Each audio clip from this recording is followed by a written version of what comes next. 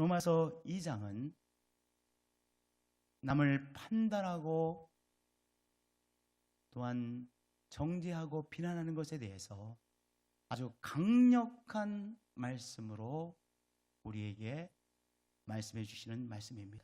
남을 판단하는 사람아, 결단코 하나님의 심판을 피할 수 없으리라. 이 말씀은 로마서 2장 1절을 시작하는 말씀인데요, 이 말씀을 대할 때 우리가 당황스러워요. 왜냐? 예를 들어서 살인을 범하는 사람들을 향해서, 또는 무기를 가지고 다른 사람을 상의하면서 훔쳐가는 강도짓을 행하는 사람을 향하여, 너 강도짓을 하는 사람들, 또 사람을 상해시키고 죽이기까지 하는 사람들은 이런 심판을 받을 것이다, 이렇게 말씀하셨으면 우리는 당황하지 않겠지. 왜냐?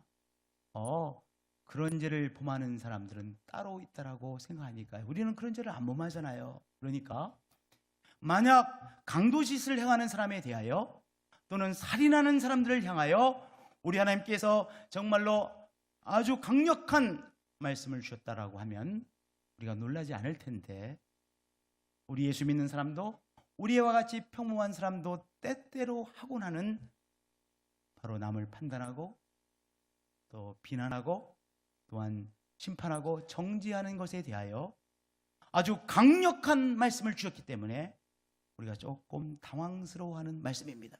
이 말씀을 보겠습니다. 남을 판단하는 사람아, 결단코 하나님의 심판을 피할 수 없으리라. 강력한 말씀이지요.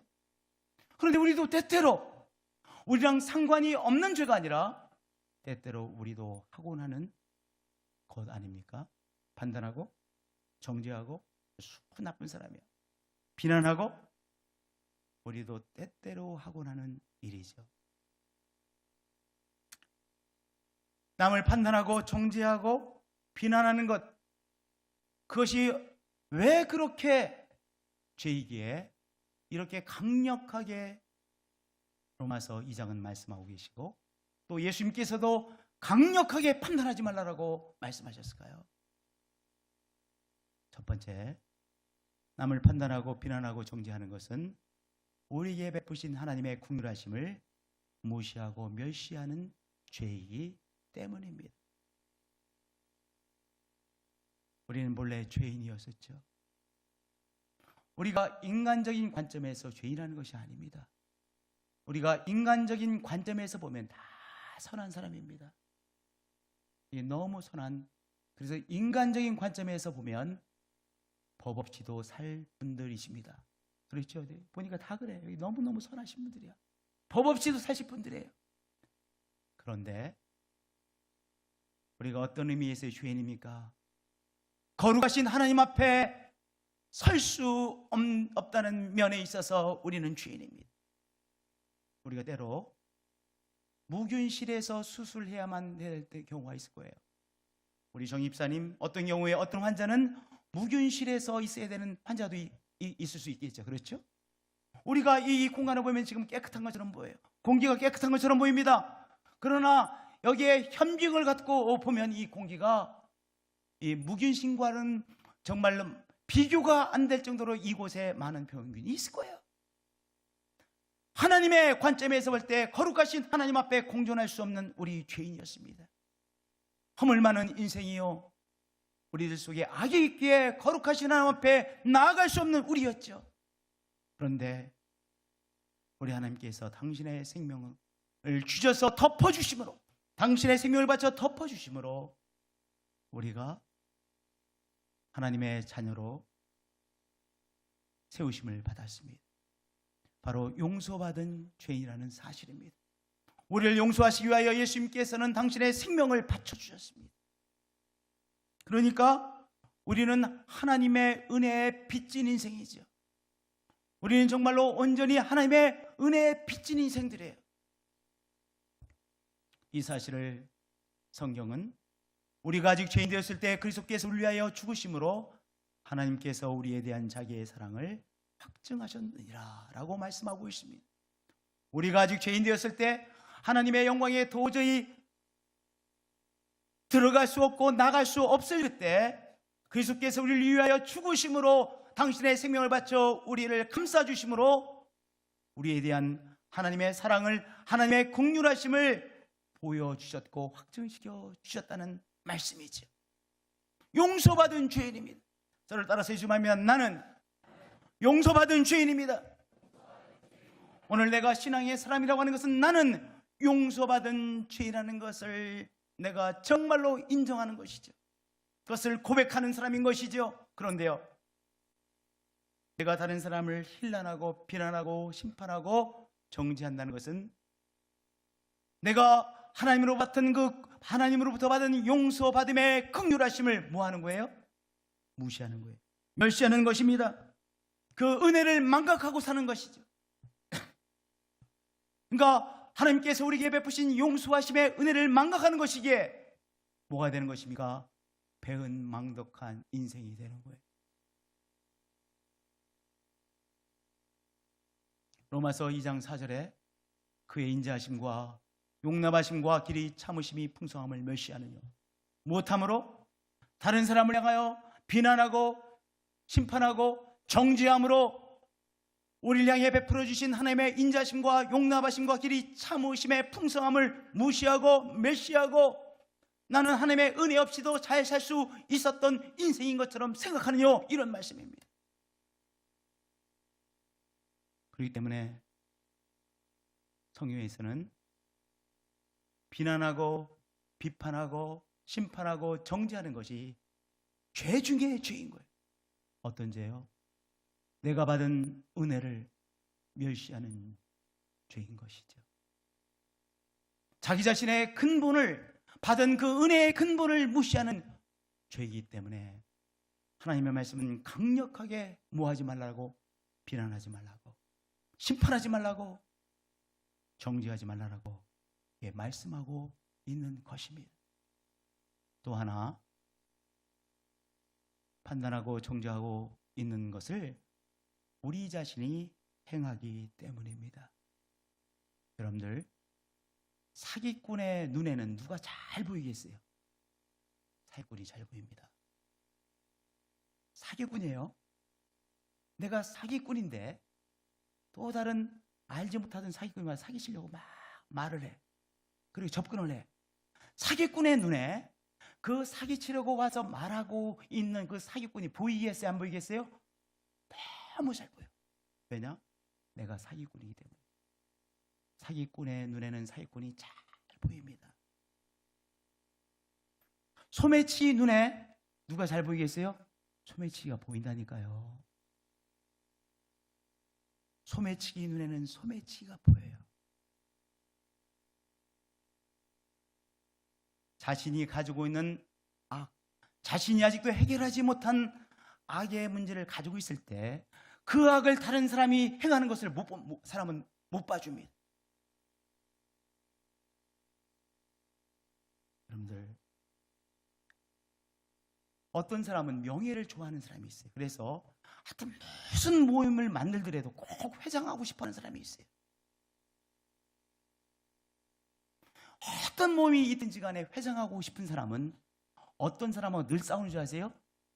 또 다른 회장하려고 하는 사람하고 늘 싸워요. 그래서 막 회장에 대해서 공격하는 사람 10중 8구 어떤 사람입니까? 회장하고 싶어하는 사람이에요. 회장하고 싶은 마음이 전혀 없는 사람은 별로 관심이 없어. 그런가 보다. 그런데 자기 자신에게 매일 회장하는 게 중요해. 자기에게는 명예가 중요해. 하여튼 무슨 모임에 나는 회장을 해야 직성이 풀려. 그 사람은요, 다른 사람이 회장하는 꼴을 못 봐요.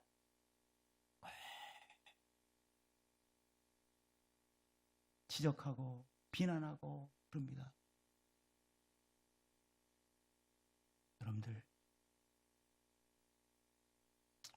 무서운 말씀이죠. 이런 일을 행하는 자를 판단하고도 같은 일을 행하는 사람아, 내가 하나님의 심판을 피할 줄로 생각하는.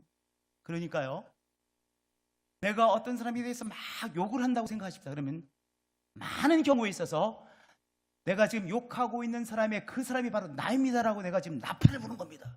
그러니까 남을 향하여 욕하는 것은 정말로 쑥스러운 거예요. 왜냐? 내가 바로 그 인간입니다라고 내 속에 있는 약한 점, 내 속에 있는 그 아직 해결하지 못한 탐욕, 해결하지 못한 악을 내가 지금 나팔고 있으니까 얼마나 창피한 일입니까? 그렇죠? 물론 안 그런 경우도 있어요. 그러나 많은 경우에 그렇다는 것이죠. 많은 경우에. 다른 사람에 대해서 비난하고 정죄하는 것 해야 되겠어요? 그만해야 되겠어요? 정말 안 해야 돼요. 왜냐? 어떤 것이기 때문에 내가 남을 비난한다는 것은 그 비난하는 요소가 내 속에 큰 문제로 있습니다 라고 뭐 하는 거예요? 나팔 부는 거예요. 나팔 부는 거. 정말 망신당하는 거 아니겠습니까?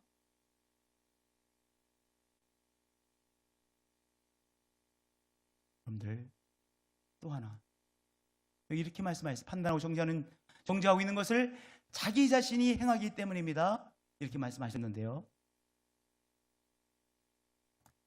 내가 비난하고 정죄하면 그 요소가 내게 있음에도 불구하고 다른 사람에게 전가시킵니다.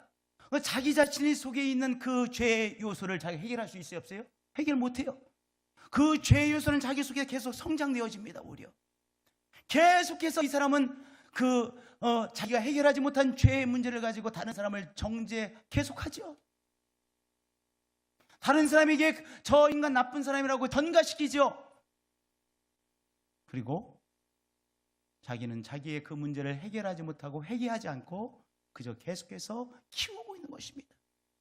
그래서 하나님의 말씀은 5절에 다만 내 고집과 회개하지 아니한 마음을 따라, 내 고집과 회개하지 아니한 마음을 따라 진노의 날 곧 하나님의 의로우신 심판이 나타나는 그날에 임할 진노를 내게 쌓는도다 말씀하셨습니다. 그러니까 많은 경우에 있어서 남을 비난하고 정죄하고 판단하는 것은 어떤 죄냐? 가증스러운 죄냐? 자기도 그 일을 해. 자기도 그 문제가, 그 악이 해결되지 않아 그 일을 하면서 남을 향하여 손가락질하니 하나님이 보시기엔 얼마나 가증스럽겠어요. 바로 로마서 2장 5절은 그 사실을 우리에게 여러 번에 걸쳐서 말씀하고 있는 것입니다. 또 하나, 남을 비난하고 심판하고 정죄하는 것은 자신을 하나님으로 착각하는 죄입니다. 어떤 죄예요? 남을 비난하고 판단하고 심판하고 정죄하는 것은요, 자기 자신을 하나님으로 만드는 죄예요. 내가 막 비난합니다.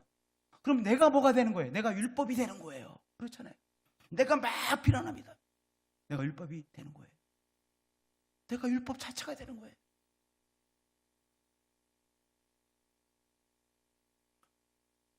아버지가 막 뭐라고 하나하나 잘못된 것들을 지적합니다.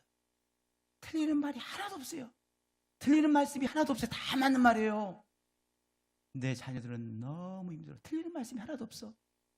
엄마가 또 하나하나 잘못된 것들을 지적합니다. 남편을 향하여 하나하나 지적합니다. 틀리는 말씀이 하나도 없어. 또 자녀들은 또 자녀들끼리 또 지적합니다. 그 가정은 어떤 가정이에요? 적어도 에덴 동산과 같은 천국을 누리는 가정은 못 되는 거예요. 우리 하나님께서 에덴 동산을 지으시고 동산에 있는 모든 과실나무의 과실들을 누리게 하셨어요. 그런데 한 가지만을 금하셨어요. 그것은 무엇일까요? 선악을 알게 하는 선악의 지식을 얻게 되는 그 선악과의 과실은 취하지 못하게 하셨어요. 왜 그러셨을까요? 왜 그러냐? 선악을 알게 하는 지식. 선악과를 따먹으면 내가 선악을 결정짓는 내가 율법이 되어지기 때문에 그런 거예요. 그래서 선악과를 따먹자마자 아담과 이브가 뭐 했습니까? 서로 지적질하잖아요. 서로 정죄하잖아요. 그렇죠? 서로 정죄하죠. 여러분들, 남을 비난하고 비판하는 것이 자꾸 나간다는 소리는, 물론 우리가 때때로 하지만, 그러나 자꾸 우리가 깨달아야 될 것은, 내가 내 자체가 지금 자신이 자꾸 율법이 되어지는 거, 내가 내 자체가 율법이 되는, 내가 지금 뭔가 좀 강팍해지는 것이구나라고 깨달으셔야 돼요. 하나님만이 하나님이시잖아요. 우리 특별히 저와 같이 이렇게 늘 가르치고 말씀을 전하는 사람이 빠질 아주 안 좋은 죄가 있습니다. 무슨 죄가 있어요? 내가 하나님인 양, 내가 율법 그 자체인 양 착각하고, 너 이거 잘못, 이거 죄야, 저것이 죄야, 저것이 죄야 라고 그렇게 내가 내 자신을 율법 자체로 오해하는 죄를 빠지기 쉬운, 가장 빠지기 쉬운 사람이 누구예요? 안영권 목사예요. 우리 교회에서. 신앙생활을 우리 하시는 분들, 우리가 늘 영적 싸움이 있는데 바로 내가 율법 그 자체가 되려고 하는 영적 싸움이 있습니다. 그 무서운 싸움이 있습니다. 그것을 피하셔야 돼요. 우리는 하나님의 은혜로 말미암아 용서받은 사람, 용서를 체험했기에 우리 기독교의 신앙에서 매우 중요한 핵심 중에 핵심, 본질 중에 본질은 무엇입니까? 용서함이라는 것이죠. 그렇죠?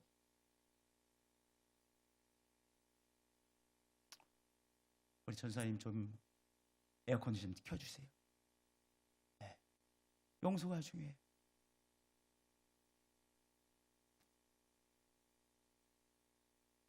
또 하나, 자신을 하나님으로 착각하는 것인데요, 내가 다른 사람을 막 힐난한다, 비난한다는 것은 내가 그 사람의 모든 것을 하나님처럼 잘 안다는 교만이죠. 내가 모르는 게 많잖아요. 내가 그 사람에 대하여 모르는 것 여러 가지 요소가 있음에도 불구하고 모든 것을 안다라고 확신하기에 비난하고 또 비난하고 확정짓는 것이죠. 확정짓는 것이죠. 그런데 다른 사람을 비난하는 때 우리가 조심해야 될 건 뭐예요? 내가 지금 그 사람의 모든 사정과 상황을 100% 안다라는 자꾸 교만에 빠지구나, 이것을 깨달으셔야 돼요. 그 때문에 죄인 거예요. 우리가 모르는 것이 많잖아요. 부부 사이도 모르는 것이 많이 있어요. 그것을 인정하는 것이 겸손인 거예요. 그렇죠. 그런데 비난하고 비판하고 심판하고 정죄한다는 것은 자기 자신을 하나님으로 착각하는 죄인 것입니다. 또 하나 있어요. 이 비판하는 것이 왜 그토록 큰 죄이냐, 또 하나의 이유가 있습니다. 한 10가지는 있는데 제가 오늘 4가지만 말씀드리겠습니다. 한 10가지 정도가 돼요. 그래서 내가 어떤 것 한 4가지만 말씀드리니까 고민 많이 했어요. 하도 많아서. 4번째는 무엇이냐? 당을 짓는 것이기 때문입니다. 뭐하면? 내가 비판하면, 비난하면 당을 짓게 되는 것입니다. 우리 예수님께서 이 땅에 오셔서 담을 헐어 주셨어요. 예수님의 은혜는 뭐예요? 담을 헐어서 하나 되게 하신 은혜예요. 십자가의 은혜를 통해서, 십자가의 역사하심을 통해서 하나님과 우리 사이에 죄의 담이 헐어졌어요. 그래서 성경에 보면 휘장이 갈라졌다고 했어요. 하나님과 우리 사이에 도저히 나아갈 수 없었던 그 휘장, 죄의 담이 예수 그리스도의 십자가의 사건을 통해서 바로 없어진 거예요. 우리 인생이 하나님 앞에 나갈 수 없었잖아요. 대제사장도 1년에 한 번만 지성소 안에 들어갈 수 있었어요. 하나님의 임재하심이 있는 그 지성소 안에 대제사장이 1년에 한 번밖에 못 들어가요. 그러니까 못 들어간다는 소리예요, 인생은요. 그런데 십자가의 사건을 통해서 모든 인생이 이제 하나님 앞에 나올 수 있는 은혜를 입었어요. 그것은 뭐예요? 하나님과 우리 사이에 있는 죄의 담이 예수 그리스도의 십자가의 사건을 통해서 무너진 거예요. 유대인들은요, 이방인들을 뭐라고 불렀어요? 개자녀라고 불렀습니다. 개자녀. 그러니까 우리가 확실하게 쓰는 욕이 있잖아요. 딱 그렇게 말했습니다. 누가요? 유대인이 이방인들을 향해서. 그러니까 이 유대인들하고 우리하고 비슷한 게 많은 것 같아요. 우리도 딱 그렇게 욕을 하잖아요. 딱 그렇게 욕을 해. 욕도 아니야. 그렇게 봤어요. 개자녀들이라고. 누굴 향해? 이방인들하고. 그러니까 유대인들은요, 이방인들과 함께 하나님을 예배한다는 게 있을 수 있는 일입니까? 없는 일입니까? 있을 수 없는 일이에요. 그런데요, 보세요. 예수 그리스도의 십자가의 사역을 통하여 유대인이나 헬라인이나 유대인이나 이방인들이 함께 하나님 앞에 예배드리는 귀한 역사를 했어요. 그러니까 유대인과 이방인들 사이에 있었던 이 담이 헐어진 거예요. 담이 헐어진 거예요. 또한 무슨 담이 헐어졌어요? 노예를 부린 자유환자가 있었던 그 엄격한 그 담이 예수 그리스도의 사역을 통하여 헐어졌어요. 하나 되게 하셨어요. 교통하게 하셨어요. 남자와 여자 사이에 있었던 그 담이 헐어지게 되었어요. 2000년 전에 뭐라고 말씀하셨어요? 갈라디아서 3장 28절에 너희는 유대인이나 헬라인이나 종이나 자유자나 남자나 여자나 다 그리스도 예수 안에서 하나이니라. 혁명적인 말씀이죠. 혁명적인 말씀이죠. 우리는 어렸을 때요, 제가 초등학교 갈 때는요, 무엇을 배워? 삼강오륜을 배웠어요. 삼강오륜의 핵심적인 것 중에 하나가 뭡니까? 남녀 실세, 부동산 같이 앉으면 안 된대요. 그래서 어머니들은 어디서 식사했어요? 부엌에서 식사하시고, 아들 내미는 아버지와 함께 식사하고. 말이나 됩니까? 죄송하지만 말이나 됩니까? 근데 천지 계획돼가지고 지금은요, 딸 나면 더 좋아하시잖아요. 옛날에는요, 가장 빈번한 기도의 제목이 무엇입니까? 아들 나게 좀 해주세요. 그게 새벽 기도에 아마 제 1등, 한 2등, 한 3 안에 다 들었을 거예요. 아들 낳게 좀 해주세요. 우리 남궁일래 집사님, 권사님, 아들 낳게 해달라고 얼마나 기도하셨어요? 어디 계세요? 이부 예배 드리셨구나. 죄송합니다. 그 당시는 그렇게 중요했어. 그 아들놈이 뭐라고, 그 아들놈, 딸이 훨씬 더 잘하는데. 죄송합니다. 따님이 여기 계시네. 이미 2000년 전에 남자와 여자 사이에 엄격한 차별의 담을 허셨어요. 그런데요, 우리가 비난하고 정죄하면 담을 만드는 거예요. 저를 따라서 고백해 주시기 바랍니다. 다른 사람을 비난하고 정죄하는 것은 담을 쌓는 것입니다. 담을 쌓는다는 것은 당을 짓는다는 것이잖아요. 우리도 모르는 사이에 당을 짓는 거예요. 오직 당을 지어 진리를 따르지 아니하고 불의를 따르는 자인가? 다른 사람을 정죄하고 비난함으로 당을 짓는 것은 뭐 하는 가? 불의를 행하는 거래요. 불의를. 보세요. 이 말씀 보세요. 얼마나 무서운 말씀인지. 진노와 분노로 하시니라, 그렇게 말씀하셨어요. 그러니까 우리가 비난하고 정죄하고 심판하고 이거 해야 되겠어요? 안 해야 되겠어요? 정말 안 해야 될 것 같아요. 이거 큰 죄예요. 큰 죄. 큰 죄.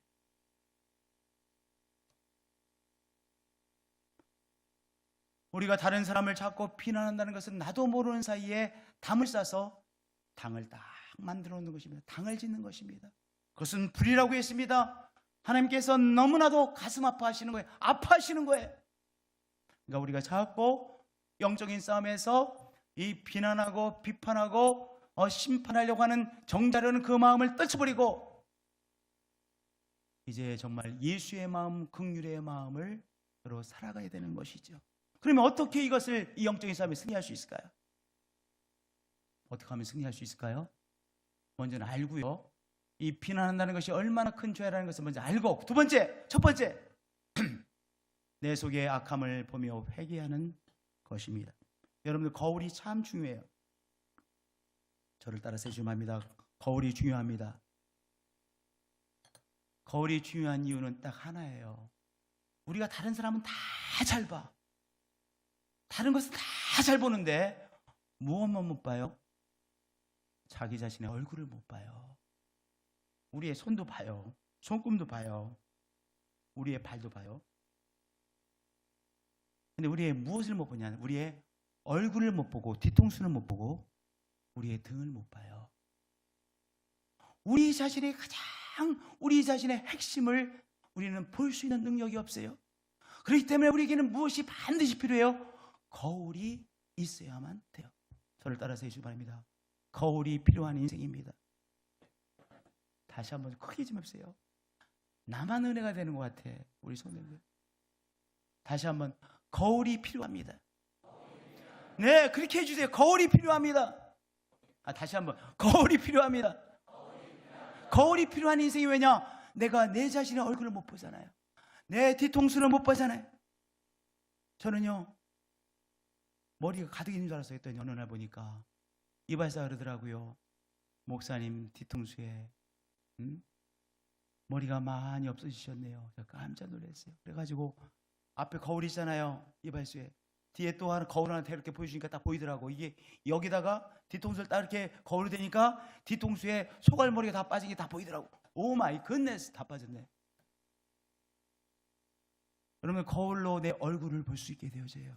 내 뒤통수도 보게 되어졌습니다. 내 등도 보게 되어져요. 십자가의 예수님은 우리의 거울이시죠. 우리가 때때로 자꾸 십자가 예수님 앞에 나가 내 자신의 영혼을 비추어 보는 것입니다. 내 자신을 비추어 보면 우리 속의 악, 우리 속에 있는 욕심, 우리 속에 있는 허물이 보여지게 되는 것이죠. 그러면 그걸 무엇하는 거예요? 회개하는 거예요. 그러면 무엇은 물러갑니까? 남을 향한 비난, 비판, 심판, 정죄하는 마음은 힘을 쓰지 못하고 물러가는 거예요. 언제? 내가 십자가의 예수님 앞에 나가 내 자신을 보고 내 허물을 보면 쑥스러워지거든. 내가 비난하는 것이 어리석은 것이구나. 저절로 느껴지고, 그리고 비난과 비판, 그리고 다른 사람을 향한 이 정죄하는 마음은 싹 물러가게 되어지는 것이죠. 우리 사랑하는 성님들, 우리 예수님께서 우리에게 주신 십자가의 예수님이라는 거울을 늘 사용하시는 여러분들 되어지시길 축복드립니다. 할렐루야.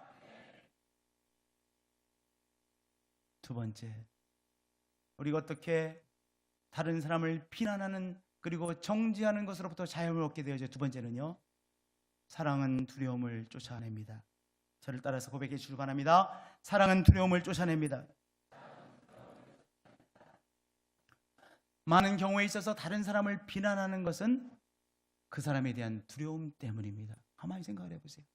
내가 특별히 지금 내 마음에 걸려있는 어떤 사람, 가만히 돌아보시면 어떤 가능성이 높으냐면 내가 그 사람이 나에게 두려움을 주는 사람일 가능성이 아주 높습니다. 요한일서 4장 18절에 이런 너무나도 귀한 말씀이 있습니다. 사랑 안에 두려움이 없고 온전한 사랑이 두려움을 내쫓나니, 그 다음에 두려움에는 형벌이 있음이라.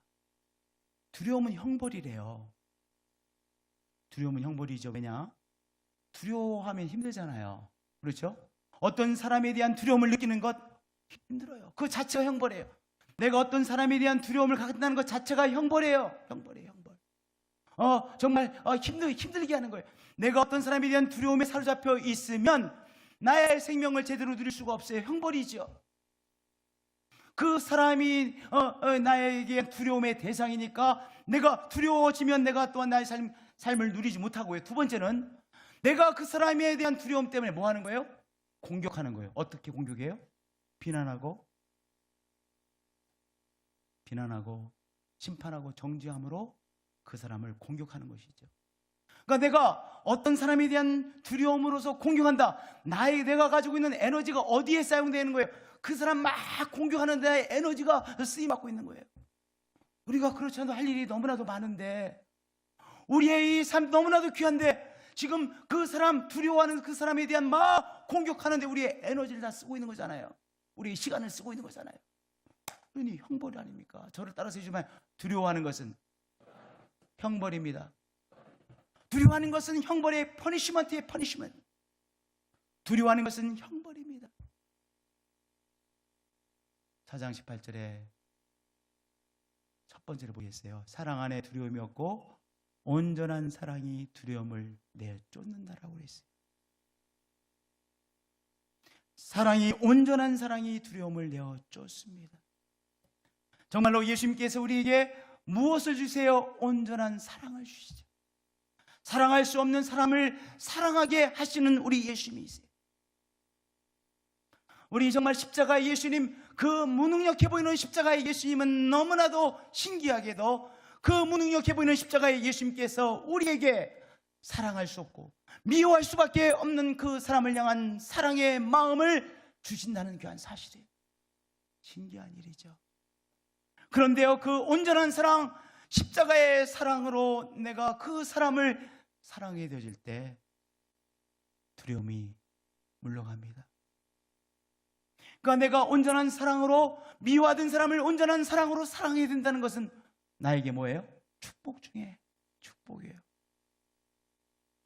두려워해서 막 비난하고 두려움으로 또한 힘들어하는 그 모든 것으로부터 자유하게 되어지기에 온전한 사랑으로 대할 수 있는 것은 축복 중에 축복이죠. 요한일서 4장 18절 우리 한 목소리로 봉독해 보시도록 하겠습니다. 사랑 안에 두려움이 없고 온전한 사랑이 두려움을 내쫓나니 두려움에는 형벌이 있음이라 두려워하는 자는 사랑 안에서 온전히 이루지 못하였느니라. 우리가 두려움으로부터 자유함을 얻으셔야 되죠. 우리가 자유함을 얻어야 우리가 누릴 수가 있어요. 무엇으로부터 자유함을 얻으셔야 돼요? 그 사람에 대한 두려움으로부터 자유함을 얻어야 돼요. 그런데 오늘 성경의 분명한 진리는 우리에게 말씀해 주고 있습니다. 온전한 사랑이 두려움을 내어 쫓아 버려주신다는 사실인 것이죠. 오늘 이 귀한 사실이 그리스도의 십자가의 은혜로 말미암아 우리에게 체험되어지시기를 축복드립니다. 할렐루야, 할렐루야. 하나 더 은혜를 나누겠습니다. 세 번째, 성령님은 보게 하시고 이해하게 하신다는 것입니다. 우리 성도님들 이해가 안 돼서 열받는 거예요. 조금 이 비속 조금 어색한 표현이지만 그러나 또 가슴에 와닿는 거예요. 이해되지 않으면, 저를 따라서 이해되지 않으면 열받습니다. 이해되지 않아서 열받는 거예요. 아, 왜 저 사람 저렇게 말하는 거야? 그렇게 말하는 게 이해가 안 되잖아요. 그러니까 열받는 거예요. 우리가 뚜껑이 열린다고 그러잖아요. 아, 이해가 되는데 왜 뚜껑이 열리겠어요? 이해가 안 돼. 그 사람의 한 행동이 이해가 안 돼. 그럼 우리가 열도 받고 더 심해지면요, 이 스팀이 일어나서 막 이 뚜껑이 열려요. 그렇죠? 이해가 안 돼서 우리가 어쩔 줄 모르는 거예요. 여러분들, 그런데 성령님은 어떤 분이시냐? 성령의 은사 중에서 투시의 은사라는 것이 있어요. 투시의 은사. 저도 옛날에 성령님 저기에 투시의 은사를 주시옵소서 기도 많이 했어요. 왜냐, 사람이 딱 오면 투시의 은사를 통해서 그 사람이 속에 그 사람이 뭐를 했나 다 알았으면 딱 좋겠어. 그러면 그냥 제대로 목회를 할 수 있을 것 같아요. 그래서 제가 20대 때 막 투시의 은사를 주시옵소서. 우리 정말 열심히 기도했거든요. 우리 20대 때 정말 열심히 기도했어요. 저 밑에서 그 딱딱한 말이야, 이 마루 그 위에 밑에 마루였었잖아요. 투시의 은사. 근데 제가 지난주에 깨달았어요. 여러분, 투시의 은사, 물론 투시의 은사에 여러 가지 기능이 있겠는데 투시의 은사가 정말 중요하다고 생각되는데요. 성령이 주시는 투시의 은사는요, 그 사람에게 있는 걸려있는 것, 그 사람의 아픔, 그 사람에게 걸려있는 그 어떤 것이 보이는 것이 바로 투시의 은사이구나. 물론 투시의 은사 그것만은 아닐 거예요. 그러나 성령님은 우리로 하여금 그 사람 속에 있는 뭔가 걸려있는 것을 보게 하시죠. 아, 저 사람이 저 문제가 걸려있어서 극복하지 못하고 자꾸만 저렇게 생각하는구나. 아, 저 사람이 저 문제를 아직 극복하지 못해가지고 저렇게 하는구나. 그러면 이해가 돼요. 아, 그분께서 정말 많은 달란트를 갖고 있었던 분인데 세상을 잘못 만나서 자기가 가지고 있는 그 좋은 머리를 충분히 발휘하지 못해서 그 out of frustration, 그 좌절감 때문에 늘 술 마시고 그렇게 사셨구나. 아이고, 불쌍한 인생이구나. 그러면 그 인생을 이해하고 그 인생이 불쌍히 여겨지고 얼마나 힘들까, 이렇게 불쌍히 여겨지기도 돼요. 그렇죠? 제가 아는 어떤 목회자가 이렇게 간증을 하시더라고요. 사랑의 복음잔치에 이렇게 렉처, 강의하면서 간증을 하잖아요. 복합 원사님 아시죠? 얼마나 수고 많이 했습니까? 이렇게 렉처 때 강의하시잖아요. 이런 간증을 한 목회자가 하시더라고요. 형제였었대요. 근데 이 목회자는 공부를 정말로 못했어. 근데 형님은 공부를 너무 잘했어. 정말 잘했어.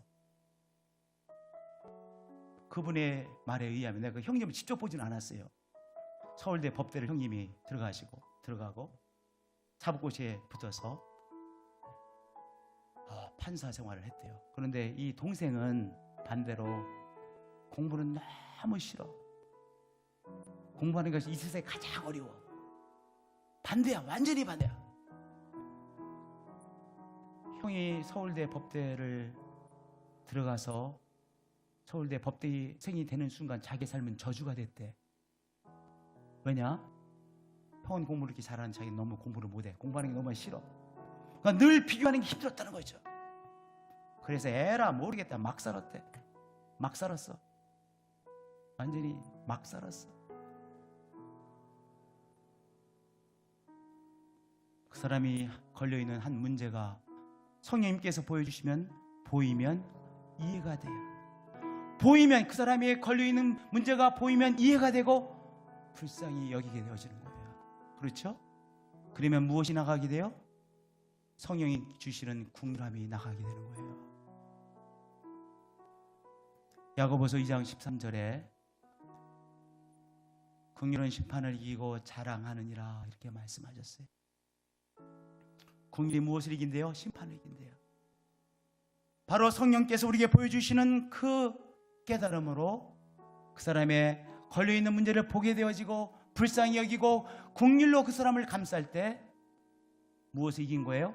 내가 그 사람을 심판하고 싶고 정죄하고 싶은 그 마음을 이긴 거예요. 그러면 우리 속에 계신 우리 주님께서 우리를 향해서 박수를 치세요. 야, 너 너무 잘했구나. 너 너무 나의 사람으로 살아가는구나. 우리를 자랑하세요. 언제요? 우리가 비난하고 비판할 그런 상황에서 비난과 비판하지 않고 성령의 은총으로 그 사람의 걸려있는 것을 보고 불쌍히 여기고 긍휼로 그 문을 감쌀 때, 그 사람을 감쌀 때 긍휼이 심판을 이긴 것이죠.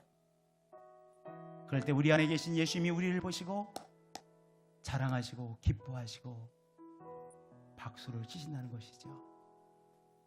긍휼은 심판을 이기고 자랑하느니라. 우리 가운데는 충만함을 누리게 되어지고요. 정말 성령님께서는 우리에게 투시의 영을 주시는 분이세요.